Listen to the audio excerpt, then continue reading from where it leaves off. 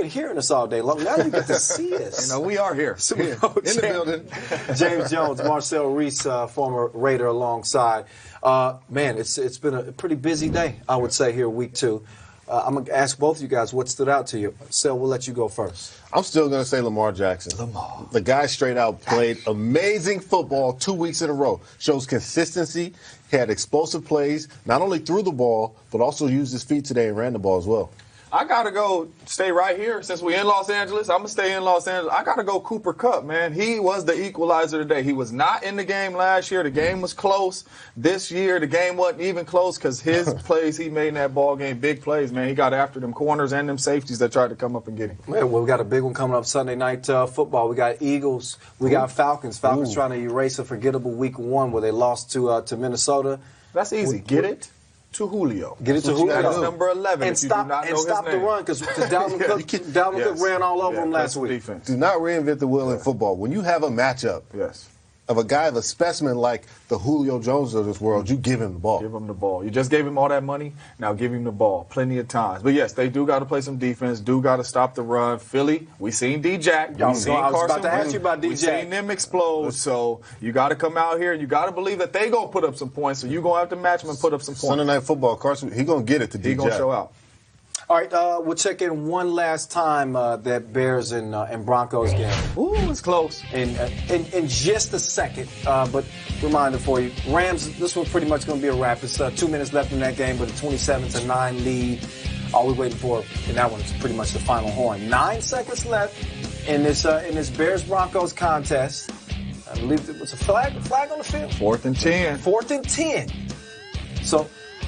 Rams don't have your 30 yet, though, JJ. No, they play it well, they open it up, but they didn't have your 30 yet. They was close, you know what I mean? They was close to it, but I knew one of these offense was due to explode, and the Rams was the offense that came out and made some plays when it mattered most. And, look, they had home, so they had the home crowd behind them. So well, they got one last desperation heave, but unfortunately, gentlemen, we've run out of time. Sorry for the fans. Sorry for the world. Sorry for the fans. We got to go. For James Jones, Marcel Reese, I'm Kyle Montgomery. You will see the conclusion of that Bears-Broncos game on Game Day Highlights, which is coming up immediately next in less than 10 seconds. Get it. Stick around here on NFL Network for that. But for us, peace out. We'll see you next Sunday.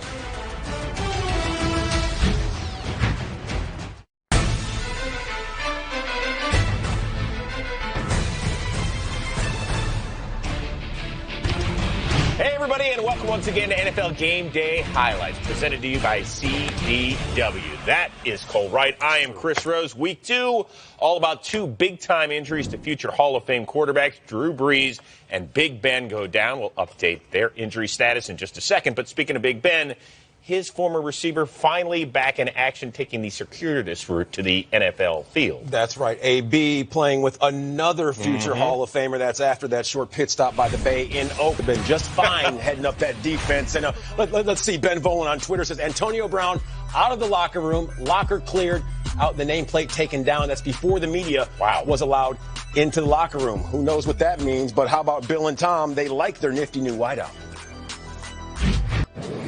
So what were your impressions of Antonio Brown's debut? Yeah, we'll take a look at it on film. I mean, it's 1 week. There's a lot of things we can work on. Were you impressed with what Antonio can do on short order? Yeah, we have a lot of good players on our team. You know, we'll just keep working and get better. There's certainly a lot of room for improvement. It was a good start. I just was trying to find an open guy, and he, was snapping off some routes and did a great job. So it was good to find him. Everyone contributed. Tom, on that touchdown throw, it looked like you alerted before the throw. Was that a sign that you and Brown are already kind of on the same page with audibles and things like that? We have a long way to go. We really do. I feel like we haven't been working together for very long. Myself, even Jules this year, Josh this year.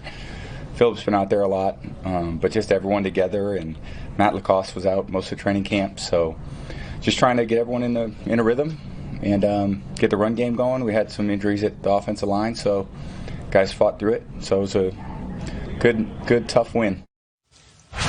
Well, if Tom and Antonio and Josh and Julian were good, that means that pretty much the Dolphins defense, not so much. You see him over the last 2 weeks, ranked 32nd out of 32 in points per game, total yards per game, rushing yards per game, passer rating. Something tells me that the entire squad needs to go back to the drawing board. Well, the Rams and the Saints have quarterbacks that simply drop dimes, but all everybody wanted to talk about in this NFC title game rematch was a nickel, or make that nickel, as in Nickel Roby Coleman. He, of course, was on the business end of that PI heard around the world, but didn't get seen down in the bayou. That penalty is now reviewable, but as Sean Payton reviewed the play, even earlier this week, he called the error, quote, one of the biggest mistakes in the history of officiating. Here's not a mistake. Came out there, you definitely had a Zeke, can anybody do that? What Dak did today? Can anybody do that? No. Well, we showed you in the highlight that Adrian Peterson passed Jim Brown for rushing touchdowns with 107. Look at the company that he keeps in this record book. On the heels of sweetness, Walter Payton, Marcus Allen with 123. How about our own, LaDainian Tomlinson, first ballot Hall of Famer, one of the best to ever do it. And, of course, Emmitt Smith sitting atop the heap with just a mere 164. No big deal. Nice to see Brett Favre and the widow of Bart Starr, Sherry, at Lambeau Field. Check him out. Does Kirk Cousins get those next-gen stats? He is on the email list, we'll by the figure way. that out a little bit later. Now, September 17th, 1995, Week 3.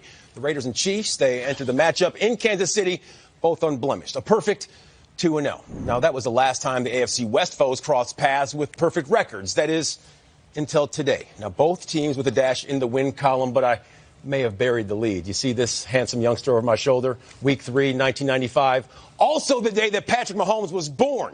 So Kansas City winning one for their future Hall of Fame quarterback. That's what you call foresight, ladies and gentlemen. Now, Kansas City, they fall to Kansas City. Now, when it comes to the most 300-yard games in your career in 20 games, you see Patrick Mahomes, well, he bested our Kurt Warner and Mark Bolger and Andrew Luck. They're way in the rearview mirror with 7. He said it's in his first 20 games, young Mahomes. He did it in just 19. He is just that good. And if anyone knows that, hey, it's John Gruden, man. Well, we had a breakdown in one coverage. I know that. But a couple of those were just incredible throws and catches also. You got to tip your hat to them. We didn't get enough pressure. We let Mahomes move around back there and cock his arm, and when he gets an opportunity to do that, he can drop them in there no matter where they are. But I tip my hat to him, and got to do a better job the next time. Off to the Steel City. Happy 68th birthday, Pete Carroll. I'm 20 years younger. That guy's got more energy than I do. In fact, I was so exhausted as it wake me up from my nap before the show. He has cooler sunglasses than you. Way cooler. 2-0. 8. It's pretty exciting, really, because, you know, I didn't know what was going to happen, like I said last week to you when we came here. But to be at 100 in year 10, and we got a lot more games to get this year, you know, it's a proud statement to make, you know, that we're able to do that here. And I love so much that we're doing it for the people and the fans that love us so much, and I'm thrilled about it. So Seattle now 2-0 for the first time since they won the Super Bowl 6 years ago. As we welcome in our two-time Super Bowl champion and Hall of Famer, primetime Deion Sanders. Let's focus, though, on Big Ben, the Pittsburgh Steelers. They fall to 0-2, and next week they are taking on 2-0 San Francisco. How worried are you about this team? Are they going to be all right?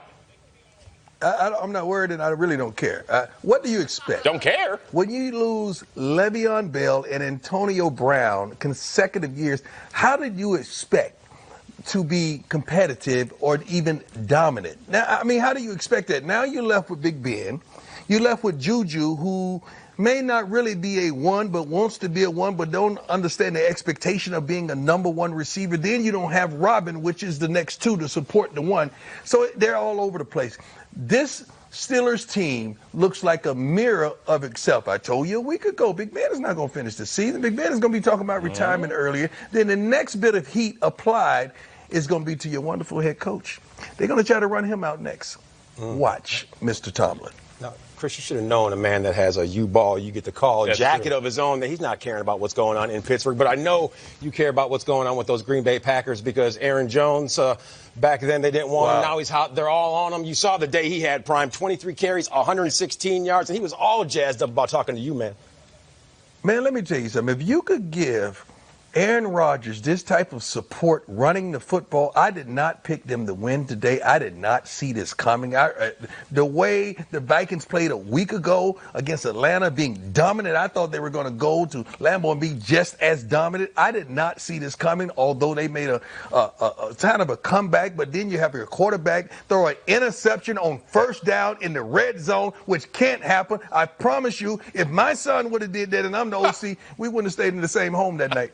We wouldn't have stayed in the same home that night. And Prime, you have one of those jackets in the mail for me, right? Right. And Chris too? Yeah, I got you. Okay. I got you, but we got to give it to Russell Wilson as well because he's on the show as well. So I may have sent yours to Russell, but I got you. Okay. I got you. He got better hair than me though. He has better hair than I do. Who doesn't? Yeah. There's 2-day-old kids that have better hair than you. True.